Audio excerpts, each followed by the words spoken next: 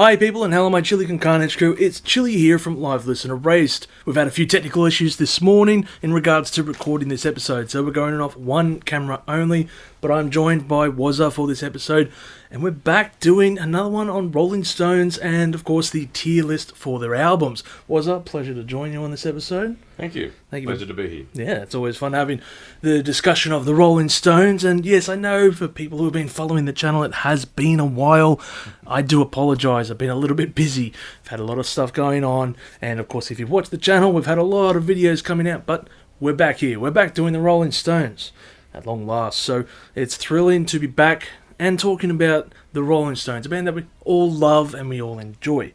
So, we discussed on the last episode 1964 in Rolling Stones Magic. Now we're going to go moving forward to 1965. And of course we have the two albums to cover for this one.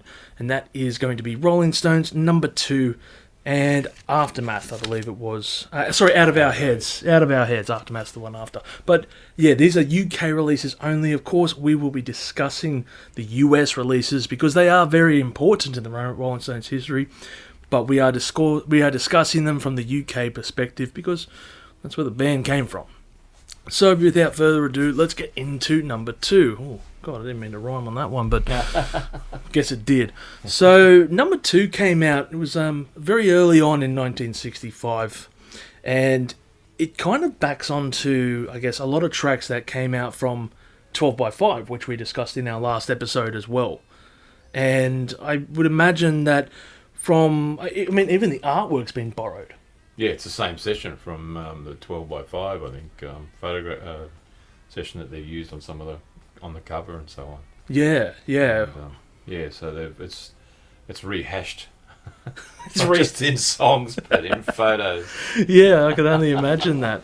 They were pumping them out fairly quick. Yeah, they were bringing it all forward and just trying to put more material in there. Didn't have time to do a new photo.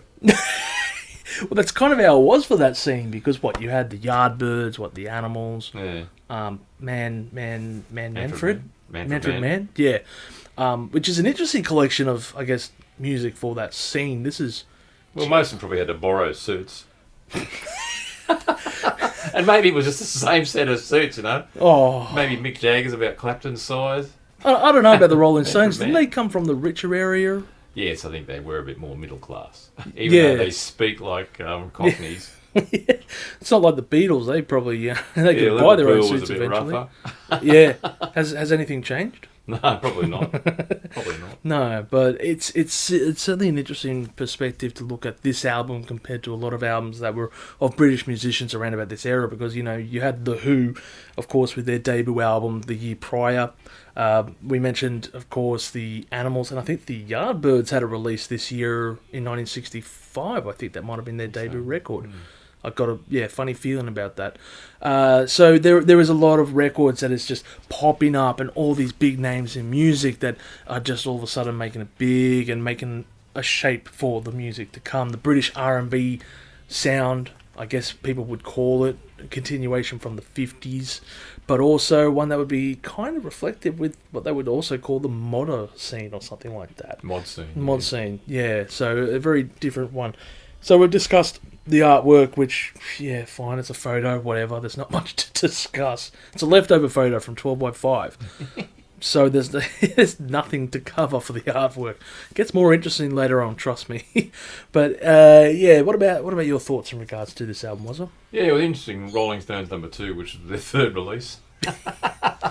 But when you look at the tracks on their first 3 albums, there's a lot of commonality. There's, in fact, the second album featured a lot that were already released on an EP. Yeah. And look, I think this album continues in the same vein. It's a relatively short album, which was a standard thing for those days, 15 minutes, 20 minutes max per side, short tracks, a lot of covers. Yeah, and we're only still, I guess, road testing some of their own material, but there was a lot of covers. A lot of the stuff was, I think, fairly standard material from those days, that a lot of bands would have been doing.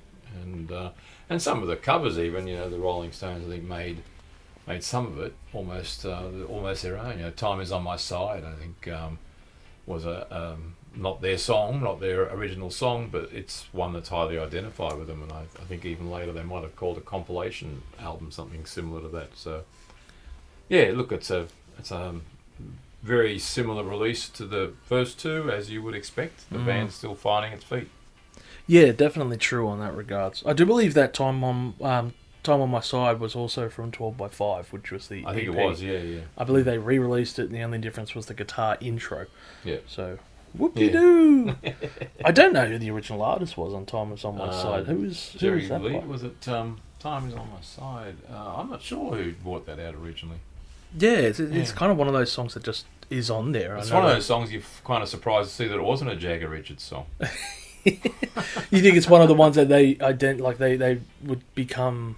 I guess it's a cover that is renowned for the Rolling Stones. Well, yeah, they do a very good version of it. And I have heard other versions, but I think the ones that I've heard are mostly later than the Rolling Stones. I probably have heard the original, but I can't place it. But there's interesting thing about this album compared to some of the albums around about this era, it's not got a US release. No, that's right. It was just the one release album. Yeah, it wasn't... Because it seems like... It's a common marketing ploy, but you test your product in one particular market, and then you you improve it. Which like in a country like Australia, they might release a breakfast cereal in Perth, see how it goes for 3 months. If people say I don't like the berries in it, they take the berries out, then release it. In other places, I guess they were road testing a lot of material in those days. And then they would aim it for the US market, which, was a different market in terms of its taste and some of the music that they were consuming. People like Elvis Presley was still big. Yeah, that's right. I don't think he'd gone into the army at that stage. And the rockabilly. He was releasing a bunch of movies around about that time as well. Yeah, he would have been, yeah. There was, one of 20 albums that came out with his movies around about this time. That kind of rockabilly music that was popular in the US, which it obviously also was popular in the UK. So I don't know, it's a bit of a circular thing when you look at how they're influencing each other. But yeah, this is an album that only had the UK release was the US release, was the Australian, and so on.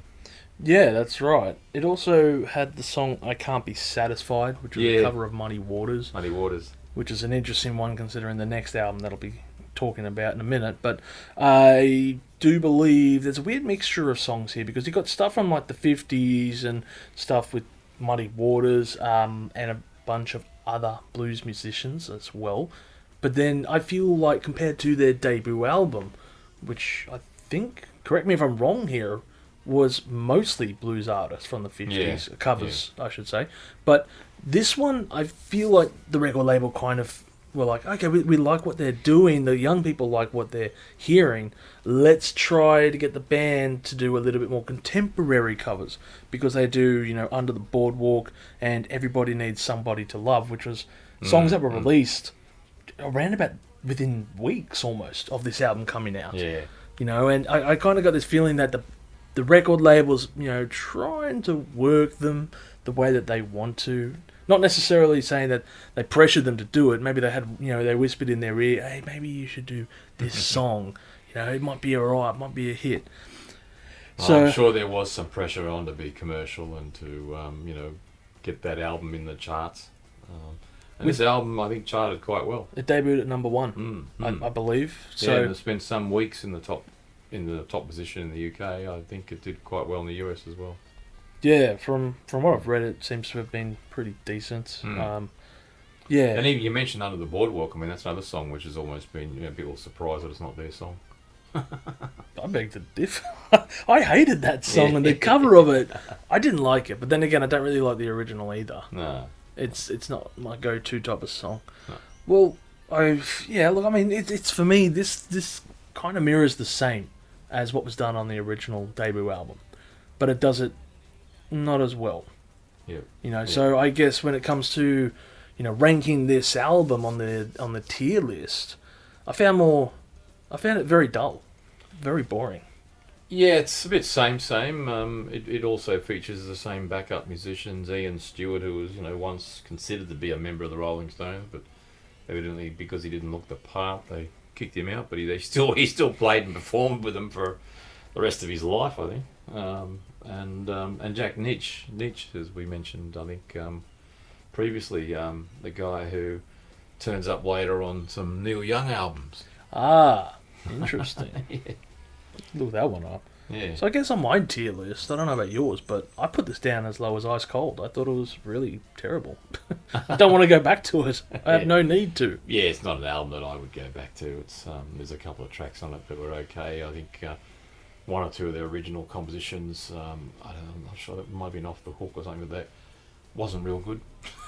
Was there any original compositions? Yeah, I thought they were all covers on here. it. No, they were Off the Hook, and it was What a Shame, and I think the last track on the first side is an original as well.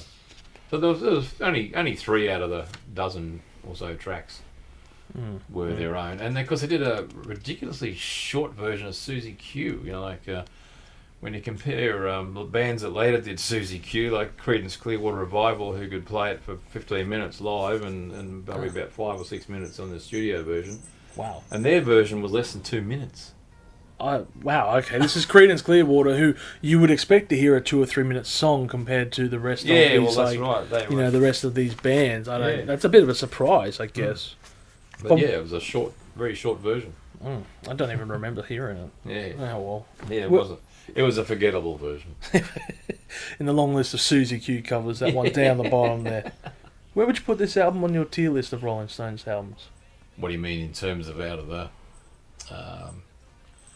Look, I think it's probably one of my least favourite of their albums. It, to me, doesn't rate too well. Oh, see, the managers... The managers come in just to see how we're going. Yes. She doesn't really agree with it. She's like, no, your opinions, they don't matter in regards to this one. Yeah. But yeah, like, I mean, on the spicy scale... Whoop. Yep. on that spicy scale tier list, do you still have the photo of that one there? Sorry? The tier list with all the spicy scales? Yeah, where would you put it on that one? Yeah, I think probably Ice Cold. Yeah. Yeah. I think deservedly so. Yeah. I don't know how you could defend this one. I couldn't take it up any... I mean, it'd be a marginal bell pepper.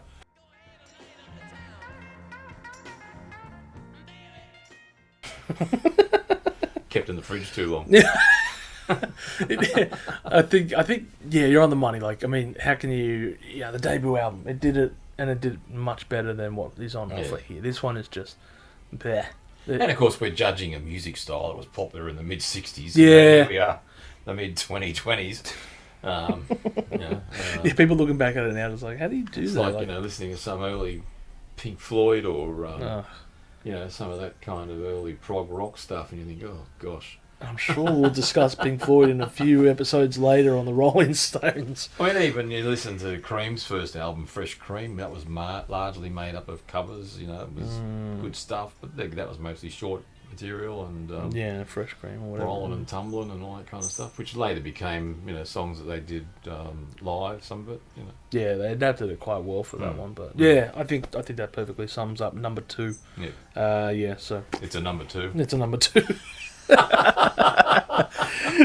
Maybe they knew it was a third album, but they knew it was shit. Don't perform anything from it live, please. You're just taking up another slot for a good song. We will move on to the other album that was released in 1965, which is Out of Our Heads, released on the 30th of July, I believe. At least what I've written here on my notes, which is quite surprising. They've released these albums in very short succession. And Out of Our Heads, if you're looking at it from Spotify, there's like 5 versions of this album. It's a lot of versions. There's the UK release, the US release, the remastered edition, all of these versions of the album, and I kind of like sit there and look at it and go, huh, okay, what, without giving too much away, I guess, what gave this album credence to be remastered so many times as opposed to some of the other records on hand? You see that the US version it had a lot of changes compared to the original. And this is where the importance of those changes we discuss, of course, coming into this. We are reviewing the UK version of this album as opposed to the US version, which is vastly different because more than half the tracks were changed. Yeah, there's quite a few changes there. You know, they dropped changes. They dropped Heart of Stone, and of course they put in Satisfaction. Yeah, that's the big one because I got the list here. It's like, you know, songs that aren't on there was on the UK release compared to the US release, I should say. No, sorry, the US release compared to the UK release has songs The Last Time, I'm All Right, Under Assistant, West Coast Promotion, man, okay, Play With Fire, The Spider and the Fly, One More Time, and of course, one of the most iconic Rolling Stones songs of all time, I Can't Get No Satisfaction. And this is what blows my mind. Yeah. Did they record? Do you know anything about the recording? I don't know about the order of recording, whether they actually recorded that after the UK edition came out. I mean, that would make sense, I suppose, although you'd think you'd save it for the next album or release it as a single on its own, which a lot of bands did in those days. They'd release a single, you know, with the flip side, and that would be a big hit, so that would feature on the next album. But obviously they thought, well, this song is going to go well in the US, which it did, and it went well around the world. It was the first number one hit for the Rolling Stones. And, in the US, we should add. Yeah. Because obviously they had the number ones in the UK, but yeah, this is what launched them into superstardom. Yeah, and look, I think this album altogether is a much more identifiable Rolling Stones record. I think they are, even in that short time, starting to find their voice. I mean, there's a few tracks on that which are pretty poor. You know, I think what's the number? What's the third? That Hitchhike track, a Marvin Gaye one. Hitchhike, yeah. Yeah, that was pretty dreadful. It's certainly got like a few tracks there that make you and ah. Yeah. It's like the band is finding a footing because it's certainly it's certainly a far cry for what Rolling Stones would become.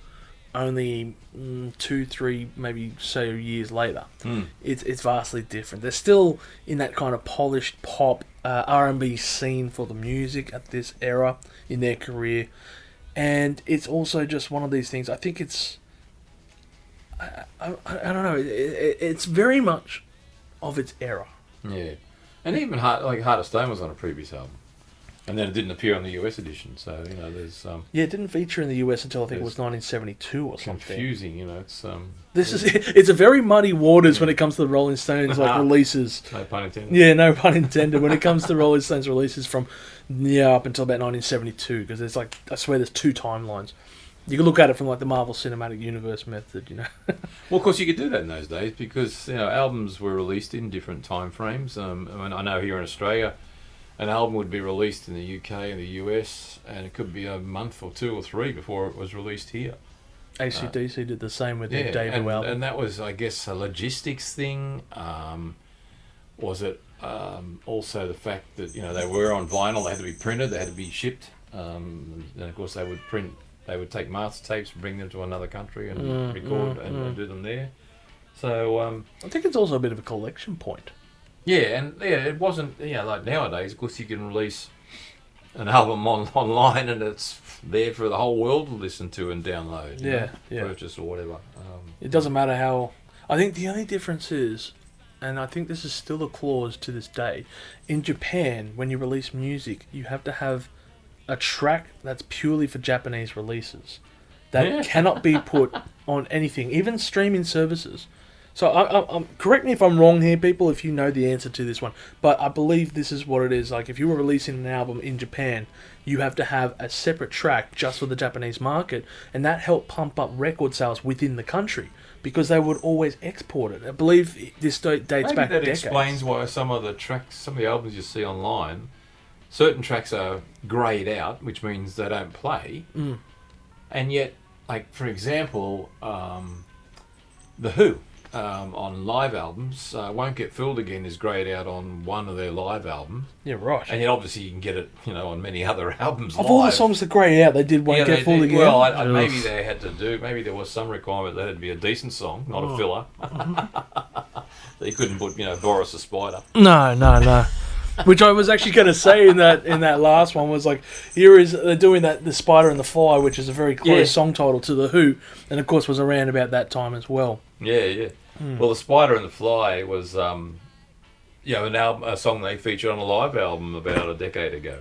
What? Yeah. Oh, was it that the acoustic? Unstripped, or Stripped, or whatever it was. Yeah, I think I remember listening to that guy. I've never heard this song in my life. No, I hadn't heard that, and when I saw it, I thought, I've seen that song. I don't know if I've heard it. You're Rolling Stones connoisseur yourself, and you're kind of looking at it going, yeah, I swear I've heard this one. Oh God, gulp. I thought it was just them doing a cover of something, not a song they'd actually recorded, you know. It does say, like, I think it says there that it doesn't have any names next to it, so it must be theirs. It's their own original song. Oh, shit. Yay! I'm so glad that it was. But, oh my gosh, this album is so... It's infuriating because you're listening to the UK edition, and clearly they've tried to get the market that they think the UK listeners would love. With a fair few appears on this album too. Oh God! Hashtag Phil Spector. Woo! This album has been cancelled. Phil Spector was a nut job. Yeah, well, he proved that later on. Yeah. Yeah, the Ramones and everything. But yeah, else. as I said, I think this is when they really are finding their voice, so to speak, not just the vocals. Although I think Jagger's vocals on this album are particularly strong. I think that's how strong My Love is, which is not one of theirs. But he does a very good version of that song. Definitely, you know, he's really is stepping up as a vocalist with a lot of backup. I mean, Keith Richards was doing some backup, and even Brian Jones, I think, did backup singing on one or two of the tracks. Yeah, as I think he might have on the previous. You know. Well, he would move into that territory a bit later on as well, more so. Because I mean, he was a multi-instrumentalist, Brian Jones. He wasn't just a guitarist. He was he played a whole lot of things, you know. And, he was really quite a talented musician, and at that stage, by the time their fourth album, I don't know whether he was still considered or thought himself to be the leader of the group. He probably did. He probably was, considered to be his band almost. But I think as Jagger and Richards started stepping up, and particularly with the songwriting, you know, that I mean, I don't know that Brian Jones actually wrote any material. I'm sure there must be one or two tracks that he had. I'm sure there would be. I'm sure there would be, especially moving into about 66, 67. Yeah. Because obviously of what they would do. But I guess we'll have to cover that one a bit later. You know, Jagger Richards, stepped up in the Glimmer Twins. Yep. The Glimmer Twins are starting to come up. They refer to each other, and you can see that on labels of the records and all that. Produced by or done by. They're starting to write more songs, which is a good thing on this album. They're stepping away. This is the one thing I do like about this record, is that they're starting to write more of their own material. Yeah. They're getting away from that being a covers band, which it kind of blows my mind looking at it. It was also on that Stripped album was I'm Free, I think. I think that appeared on that album too. So Spider and the Fly and I'm Free. I'm Free, the Cream song? No, it's one of their songs. It's the right. It's last song on side 2. Last song on the album, and that's again one of their own. Wow. I mean, Free. No, there was a band called Free. Cream did do a song called I'm Free or something similar. Yeah, it's I'm Free, I'm sure. Yeah. Or am I thinking of a different song? I'm free to do what I want. That's the Rolling Stones. Time. Oh, shit.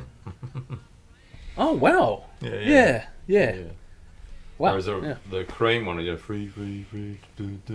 Yeah, kind of like White. In fact, it didn't appear on any of their albums until later on, that one. What, was it on compilation or something? Yeah, it was only just a single. Yeah, right. Maybe I'm just looking later was added to... Because of the beauty material. Again. Yeah, that's right. You get these online album versions, and suddenly they've got these other tracks added which were singles at the time or stuff they didn't consider good enough. Yeah. When you've got, like this is telling me that the track that on this album, the first side is 13 minutes and the second side is, 16. So, yeah. That's very short. It's funny actually when I'm thinking about 30 minutes. When you look at it as well, like from, especially Cream, I believe, if you look over the deluxe, re-releases of their albums, and you're looking at first 2, let's say, And they're like, oh yeah, all of a sudden this is now 65 minutes. I'm like, wasn't the original about 25 minutes? It was a very short album. That's right. How was this 65? How'd you get 65 minutes of material? You know, did you record someone using the bathroom? I don't know. I mean, they were limited, obviously, by the technology at the time. I think vinyl could probably have up to 30, maybe 35 minutes on one side. I think you're right. I stand corrected, and of course, CDs themselves also could only do 79. Because it came down to the RPM, 80 didn't minutes. It? I think if you had the records, you mostly played them at 45, except later on it would be 33 LPs and a half, were 33. LPs were always 33. But they were Singles smaller, were 45. But they were smaller size if they were LPs, weren't they?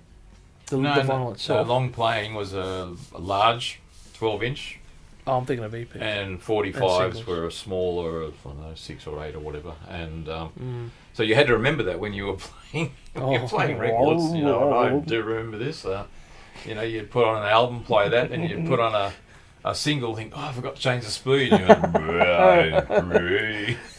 Alvin and the Chipmunks doing a cover of On Free. Well, that's right. Then if you played put it in reverse. The single, if you played the album at 45, it'd be, you know. It's such a weird aspect when you're looking at it. Now you just press play on a streaming service and forget about it. But the only thing we have to worry about is if it's buffering. You're talking about adjusting the speed of a record, you know. We've come a long way. The sound of the needle and putting the needle carefully on the track. And of course, if you hated the first track and you tried to skip to the second track, you know, you had to be very, very careful about putting the needle down. Oh gosh. Too hard and you got a permanent mark. Oh. But, you know, vinyl's made quite a comeback, and people pay a lot of money now for vinyl. It's a massive collection. And, you know, I looked up a couple of vinyl albums that I've got just yesterday. And I saw them listed on eBay. Now, this is listed, and whether they sell for this price, but one of them was $180, another one was $270. Jeez. Sitting on a gold mine downstairs. And you got to think like back in the 80s when all the DJs were using them and scratching them and shit like that, but now... Yeah, well, I mean, a lot of new releases, you know, Hackney Diamonds, the Rolling Stones new one, I've seen that in the local store for, you know, I don't know what it was, $65, $70 for the vinyl. Yeah. Vinyls sell for at least $60. At least, well, here in Australia they do. If you're watching from the US, comment below and tell us, because I think it's at least $60 for just a regular vinyl. Yep. I mean, it's something I've always kind of wanted, but I just don't. You know, I can't justify the spendings behind it when I have access to 2 streaming apps, because that's how I listen to music. You know, why would I all of a sudden start buying vinyls? People say, oh yeah, like Steve Albini. He mentioned as well that vinyls, that's the pure way to do it, because it's not compressed. Oh yeah. I remember a salesman trying to sell me a turntable some years back when I was buying my second or third CD player, and he was explaining how the needle goes like this, and on the side of the needle it picks up the track, and look, he may be right, and maybe a real audiophile could tell the difference, and certainly some of the material online doesn't sound as good. You know, I agree with some of Neil Young's comments about the sound of some of the material. Yeah, there is something about holding the atoms, the actual record, pulling it out of its sleeve. You've got a large sleeve which can have a lot of information. Yeah. You often have an inside cover. You even might have the sleeve which has the words to the songs. You take the album out, you dust it off, put it on. That's a bonus. Lift it up, and then you might, on the more later turntables, you'd hit a button and it would the arm would slowly drop. I remember one my parents had. You could actually stack albums up. Wow. You could stack 6 albums up on. That would have been... But I never did that, or very rarely, maybe occasionally at a party, because there was always the issue when the next one dropped, it would hit unevenly and scratch the one below it, or scratch the one that was dropping. And of course, you're only playing one side of each album, which was fine, because I quite often did that. I only played one side, and then I put it away and play another one side from, whether it was first or second side. No wonder you didn't know I'm Free was there. It was on side B. So, there's a few albums I've got which I probably haven't listened much to. To one of the sides, because I preferred the first or second side. And, So yeah, there's something about having an album and reading it, and the photographs. If you look at the photographs, so they focused and they concentrated a lot more. I mean, there's some clever album covers still. Yes. But they've obviously got to do it to the size, that people are going to be looking at it on their iPad.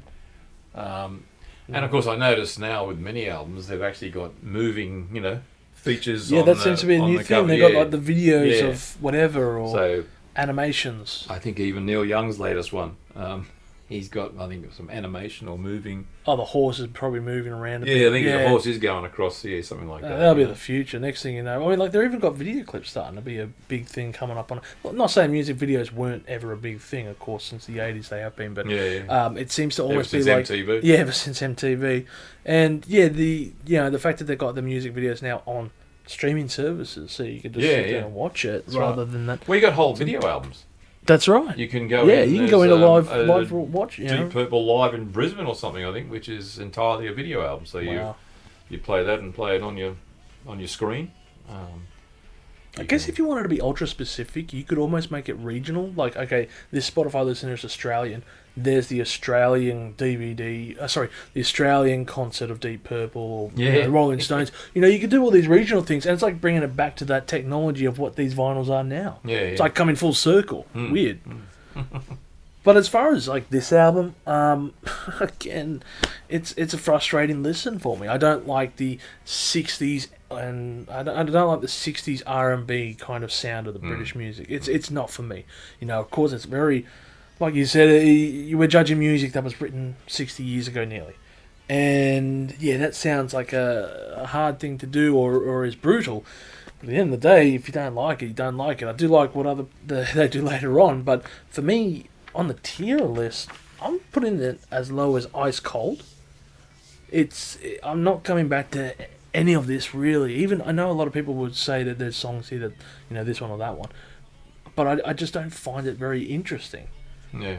But if you take the US version into account, I'd say that almost bumps it up 2 tiers purely because of I Can't Get No Satisfaction, but also because some of the other tracks I feel are much more along the lines of what the Rolling Stones would become, to be honest. I agree. I mean, the US version I think is a much better version than the UK. I would put it at the top of Ice Cold, almost in the bell pepper, but it's a radio friendly album, as they all were in those days. I read a quote somewhere where John Lennon's supposed to have said that he quite liked I think it was this album or the last album, he said, but he doesn't like tracks when they get more than 5 minutes, and I don't think there were any more than 5 minutes. But no, I don't think so. But again, the Beatles were also one who specialised, and even in their own original, of writing short, radio friendly, because the radio station had 11 minutes or 12 minutes a day. They filled up with advertising, which paid for them. They wanted short tracks because that's changed. The disc jockey was turning around and putting the needle down and playing the actual record. And he'd take the 45 off and flip that away and put the next one on. And so they had to, they were accommodating the taste of the day. A short song you can dance to, sing along, hum along. As soon as you heard the start, I mean, everyone's heard the start of I Can't Get No Satisfaction. That's a riff that's world famous. I think it was regarded as one of the top songs ever written. I think they said it was like the number 2 song. Number 2, yeah. Yeah, for of all top time. Songs of all time, yeah. It was something like that. I don't know what could be number 1. Maybe... how do you beat out that? Yeah, I know. Maybe it was another Rolling Stones song. I don't regard it as... I wouldn't regard that song as one of the top... I mean, certainly it's a good song, but I think there's many other Rolling Stones songs that I prefer, and we'll talk about that when we get to them. Yeah. But, this again was not my era. I didn't particularly like the short radio-friendly stuff. I listened to a lot of AM radio, as it all was then. There was no FM radio. And, you'd listen to a 2-minute track, and then they'd give you the weather, and then you listen to a 2-minute track, and then there'd be 3 ads for go out and buy this garbage, go out and buy this, Yeah. Buy. How times have changed, huh? Radio's playing ads. We don't have that. So, it's not an album I go back to. It's not an album I went to in the first place. I know. I forced you to. Both of us have been forced into this situation to listen to the early albums. Yeah, you got another 2 or 3 albums before it gets to my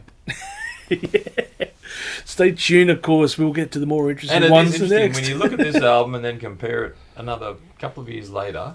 The difference. The difference, in the bands, a little bit of time, mate. Sophistication, and not just the Rolling Stones. I think it was the whole music industry. The whole were changing quite a lot. They weren't the only ones that were doing it. So, but obviously that'll be for a future particularly episode. as bands came into writing their own material. Yes.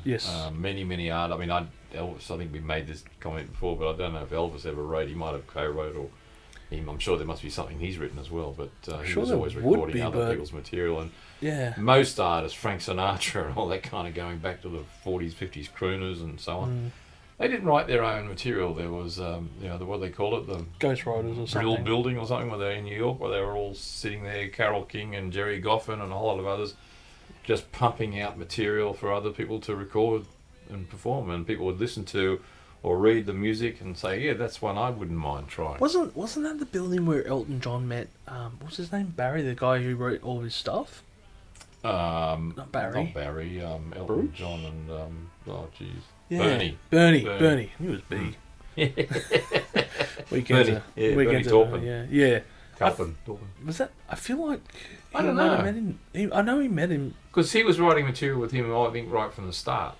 They met before he was starting to make it big. He was making a name for himself playing live stuff, but then he was no good at recording, so he went in to go find like a ghostwriter or whatever. Yeah, I think one of Elton John's finest albums was that one recorded in 1970. I think it's called something like 19/11/70, whatever the date was.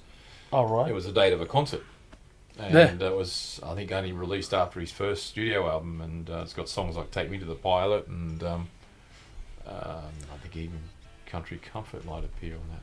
Because they met very, very early on, from memory. Like it was almost at the beginning of his career. Yeah. Anyway. Well, I think that does it for the 1965 year of the Rolling Stones. You know, it's an interesting time for the band, obviously, as well as music. There's a few things that we've discussed in regards to that, but as always, comment below and tell us what you think of both of these albums, because we like to hear your thoughts. And on the next episode, we will be talking about 1966 in the Rolling Stones history and, what is that, Aftermath, I think? Yeah. I think it's Aftermath. So that'll be pretty much, I think everything moving forward is going to be each album unto itself rather than merging onto two. So anyway, you have a great day. Thank you for tuning in. And as always, you stay spicy out Bring there. on 1968. Bring on 1968.